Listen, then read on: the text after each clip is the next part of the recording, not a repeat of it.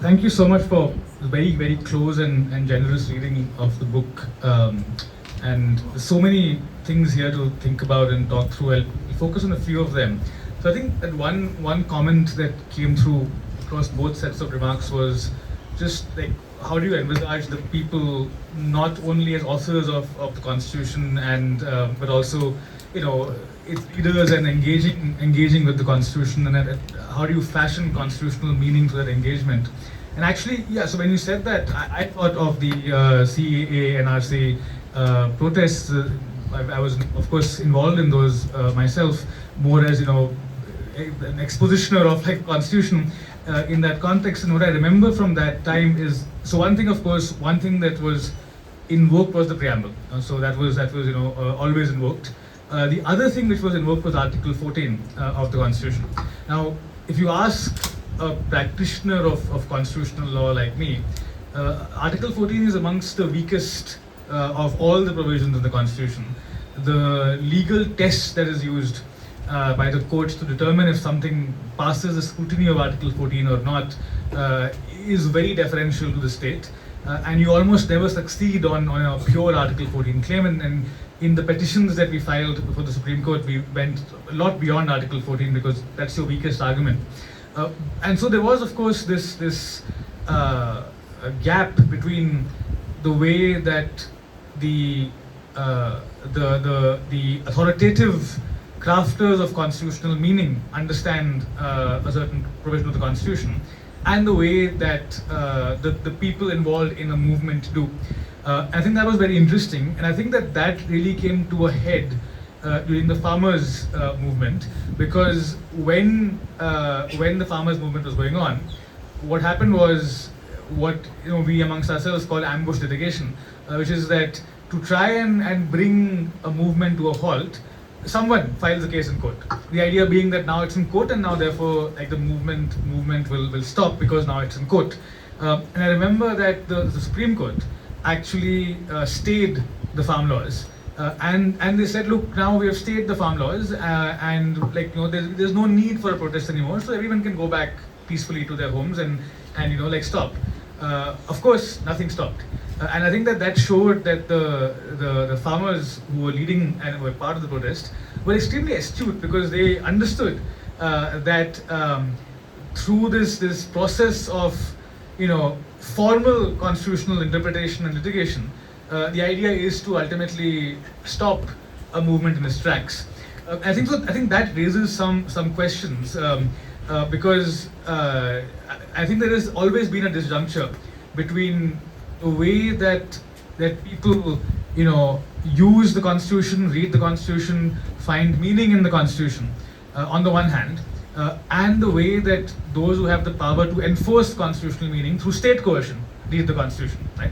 And if you look back to and this is not an Indian story, for a long time there was this argument made in the US in the 1850s that actually read properly and read honestly and truly, the American Constitution outlaws slavery.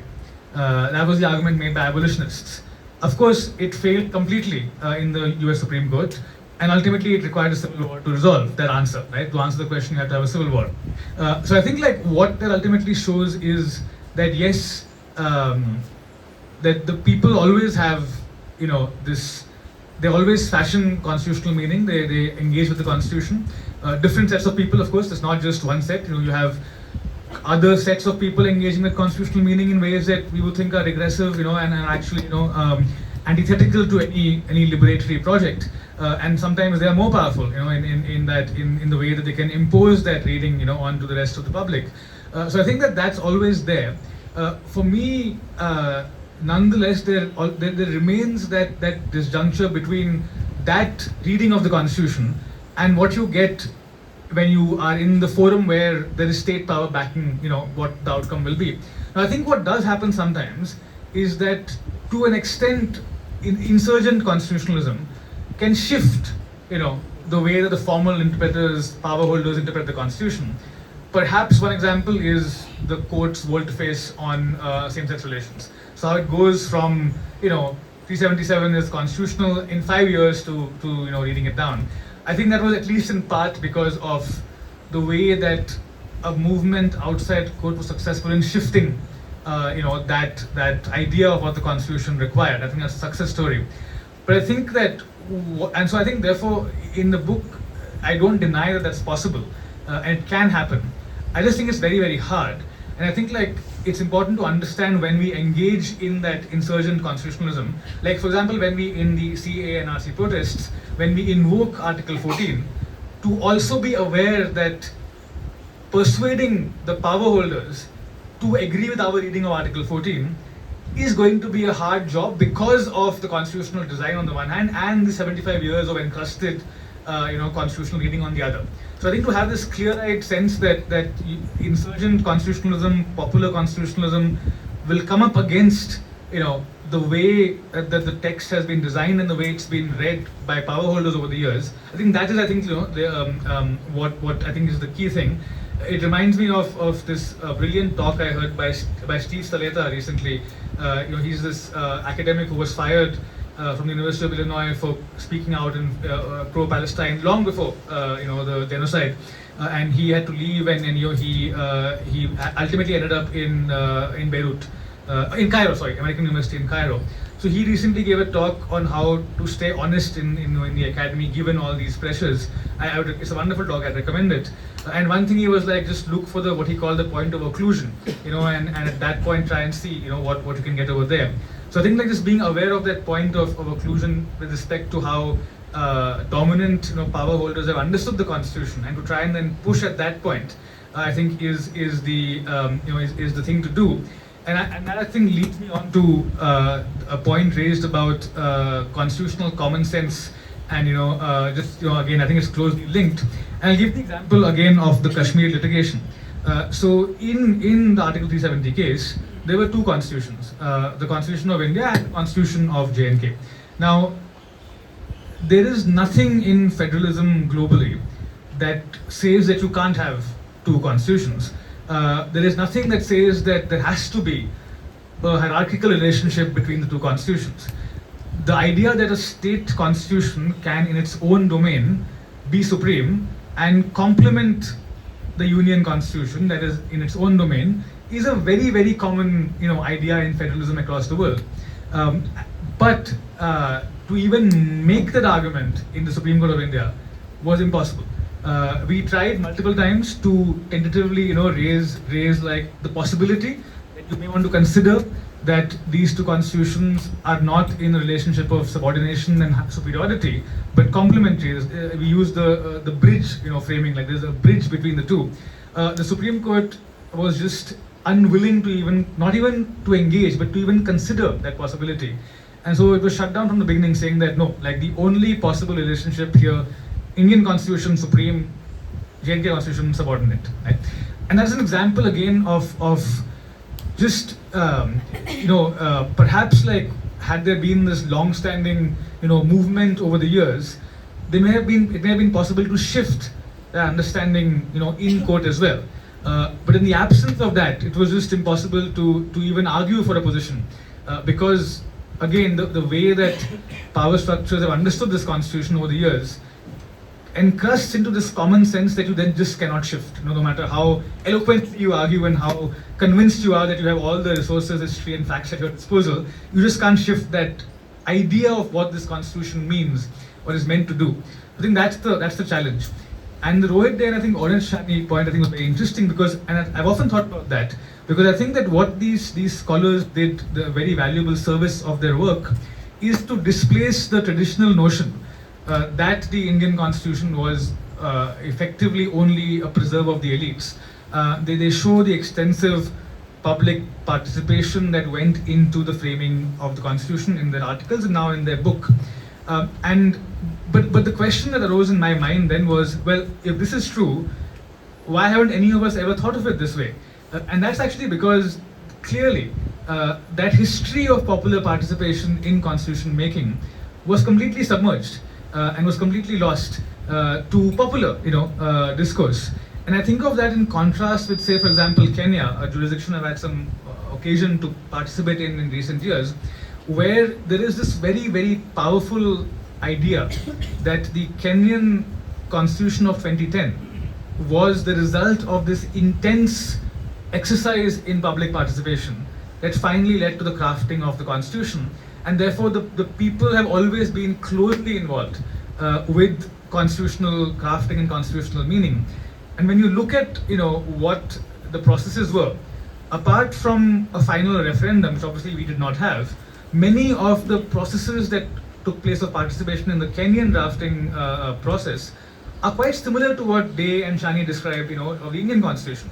And so the question then is that, okay, in that jurisdiction, they have retained that popular memory very clearly, and no court in Kenya can ignore that. So every court, when adjudicating a constitutional dispute in Kenya, has to start from the idea that this is a people's constitution, and how do we as the court respect that history of participation. Whereas here, because, in a certain sense, we have lost that history. Again, like when you try and advance certain readings of the Constitution where power is, which is the court, like formal state power, you're then struggling because, what do you draw upon to tell the court, look, respect, the people's role in constitutional meaning? It's very, very difficult, and the court doesn't agree with you. So that's, I think, the problem I think that we need to address. So we need to recover those histories of popular constitutionalism and then try and use those histories to shift a formal constitutional meaning as well. I think that there were a couple of other, I think, related points. Yeah, so I think that also leads me to, I think, the very interesting point with respect to global South and global North constitutions. And I think that India there stands at this sort of hybrid, almost hybrid like space, because yes, it is a constitution that came out of an independence movement in the global South, but it was long before, I think, the idea of global South constitutionalism became something that was self-identified as what these constitutions were doing. So you have a lot of this in the wave of constitution making that occurs in the 1990s, whether it is in Africa, so South Africa, Kenya, Uganda, these constitutions, or Latin America, so the Colombian constitution, the Brazilian constitution, and so on. They were actually very self-consciously breaking with a certain kind of both colonial and neo-colonial past. They were trying to break with both those histories. I think if you look at the framing of the Indian constitution, it's very interesting because you have this tension. On the one hand, there is the idea of a break, of independence, a new world, Nehru's famous speech, all of that. But on the other hand, you have this equally strong belief that we're actually just trying to have a transition of power.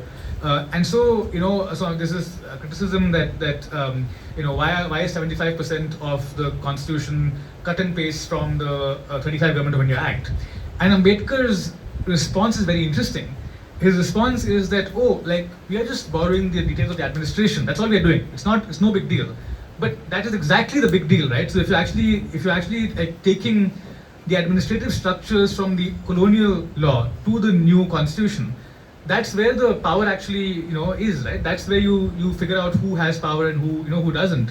So I think that in that way, I'm not sure if, I think India partially belongs to that idea of like global South constitutionalism, which you mentioned, but also not. I think it's a little in the middle somewhere, where it's doing both things. It's saying it's making a break, but also in really crucial ways it's not. And I think one example is the role of Parliament, because yes, you have a formal parliamentary democracy, but as Nazmul Sultan in his book Waiting for the People points out, and as Sandipto Dasgupta in his book Legalizing the Revolution, two I think very good books I would recommend, point out, actually like the ruling part of the Congress party, Nehru in particular, didn't have a very high opinion of Parliament. They saw themselves as actually, they thought that the scale of the problem facing the country requires an executive with the freedom to act quickly and decisively, and Parliament will end up being, clogging this.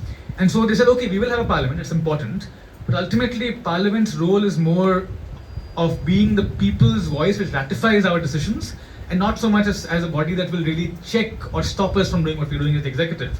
And I think that what that did was, in the Constitution, it replicated the old colonial idea of the executive actually having supremacy over the legislature for different reasons, but it replicated that. So I think that's something that I found quite interesting about the link between the constitution and the past and the global north, global south thing. A couple of points more, and then on speculative fiction briefly. So I think that is there a disjuncture between the preamble and the constitution? I think yes, for sure. I think that the preamble is very, very. I mean, what the constitution does after the preamble, for me at least, is very different from what the preamble is saying it will do. For instance, economic justice is in the preamble. In the constitution, the original constitution, you A, had a right to property, enforceable fundamental right to property, and B, you had a very narrow set of property laws, clauses that would require the payment of compensation for expropriation of property, which would effectively make radical land reform impossible. So again, like, how do you link the economic justice aspiration of the preamble with the reality of the fundamental rights chapter? I'm not sure, but I have found, at least in my reading, that the preamble suggests certain vision that I in my head, when I read that wonderful, about those wonderful few words, and then as I begin to read the document clause by clause, it undermines that preambular vision. So I think maybe like one attempt should be to bring the rest of the document in line with what we're saying in the preamble. I think that also answers the question of where does the book stand in relation to the transformative constitution. I think it's a more skeptical account, because in the transformative constitution, it was that, okay, you have these dissenting lines of cases which show you the possibility that would happen if you were to read the constitution in the right way, or there is a way of reading the constitution in that way. But I think that always time humbles you, and you become less perhaps idealistic over time. And I think that the years of being in court and in practice made me more skeptical about that. And like the Kashmir case, because you begin by looking at this in front of you and think, this is so clearly, so egregiously bad and wrong, this can't possibly stand. And then you start researching and you find out, actually, this has stood for 75 years. Similar kinds of action by the state was repeatedly upheld by the court. And even the history of Article 370's framing, indicates that, why this was done. I mean, it was never, Article 370 was never a principled, provision that acknowledged the diversity of India. It was a provision that was taken at gunpoint, virtually, and it was forced out of the assembly that, if you don't have this provision, you lose, like you will so-called, like in commas, lose Kashmir, and so you have to have this. So I think like that again. I think all that experience perhaps has made me a bit more skeptical about the way that these constitutional structures that we have can be reinterpreted towards transformative direction. I don't think it is an impossible task, but I think it's a much harder task than I thought it was, 5 or 6 years ago. I think that's reflected in the book. And of course, I think that also with more reading, you come to think of constitutions as closely linked to the state project. And so if you're questioning, the nation state itself, as a project, then you will end up questioning, constitutionalism and ask yourself, can you really separate, constitutionalism from the nation state? I think which then is a nice segue into the speculative fiction, because I think like the great thing about science fiction and speculative fiction, the wonderful thing about this genre is that it lets you change a couple of things about the world that and then ask yourself, what if, and what then would happen if you were to just change something very basic, and then you can use that to reflect back upon the world that you inhabit and the world that you're in. So in the sentence, which is the book that sorry, is there? I think my voice is. Should I hold it a little distance? Okay. So in the sentence, which is the book you brought up. The question I asked myself was that, okay, when we talk about death penalty, right, we say, okay, death penalty is something that we should abolish because out of all the punishments that the state inflicts, it is the only irreversible one. And so you can't atone for a mistake. And if we as human beings can't claim infallibility, nor should we inflict, an irrevocable punishment. But what if that wasn't the case? What if actually you could freeze someone in time and then bring them back to life if their innocence was proven many, many, many years later? And I think that then allows you to reflect back on just ideas of crime and punishment. Should the state, why does the state have a legitimacy over punishment? Why is that something we give to the state? And of course, then that leads you into anarchist, ideas of policing, of incarceration. And so this became like a book to explore both the ideas of crime and punishment and justice, but also then to ask yourself, what if the state was not the vehicle through which all this was being done?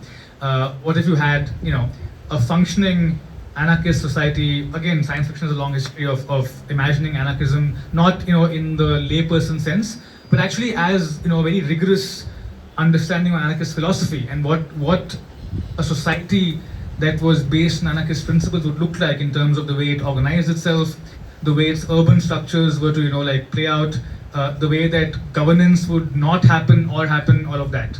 So I think that science fiction and speculative fiction lets you do that. It lets you just change these couple of things about our world which are familiar to us, and then ask what if, and then use that to just reflect upon our present situation. That's why I love this genre, and that's why I write in it. I think that's the excitement is there. And I think you're completely right in that horror right now has become. I think at one point science fiction was the dominant way to do that. Right now it's horror, specifically. The novella form in horror has become recently, a lot of interesting stuff is happening in the novella space in horror, and I think that's because horror creates that defamiliarization, which Strovsky, the literary critic, talked about. It lets you defamiliarize your readers and uses that to then ask those questions. So yeah, I think perhaps the most. So we often say SFFH, so science fiction, fantasy, and horror.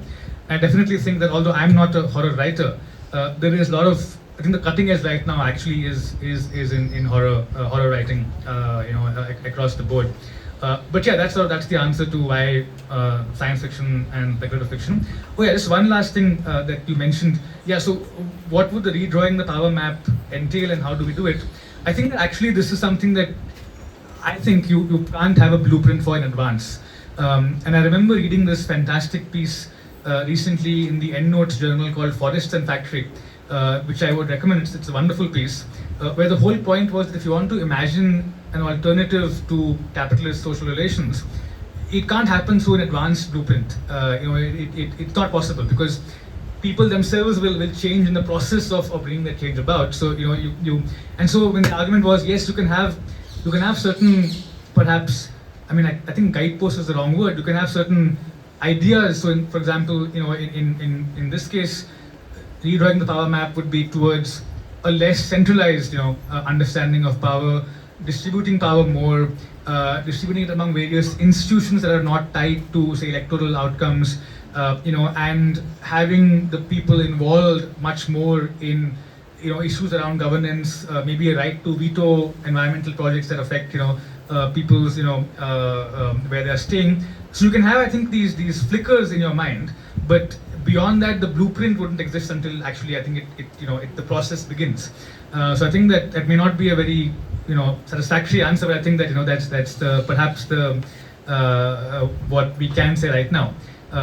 But I'm very glad you said that this is not the time arguments don't hold, because I think I presented an early argument, of this book in a forum I will not name, and there was not here, and there was very strong hostile pushback saying, no, now is not the time to talk about this. We need to all support the constitution, which is, I get that, but also if we don't talk now, then when will we ever talk about this? So yeah, I think with that, thank you so much once more, and